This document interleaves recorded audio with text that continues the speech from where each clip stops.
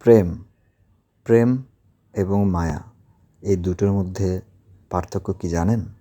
এই দুটোর মধ্যে পার্থক্য হলো এটাই, আমি ভাই প্রেম করতে পারিনি, কারণ প্রেম করলে সেটা ভাঙা যায়। আর মায়া যেটা, ভাই আমি মায়ায় পড়ে গিয়েছি, যা কখনো ছেড়ে বা ফেলে আসা যায় না। বাই দ্য ওয়ে, নতুন মডেলের যে বাইকটা এসেছে সেটা হলো হিরোর এক্সট্রিম। এই এক্সট্রিম বাইকটা আসলেই কি এক্সট্রিম?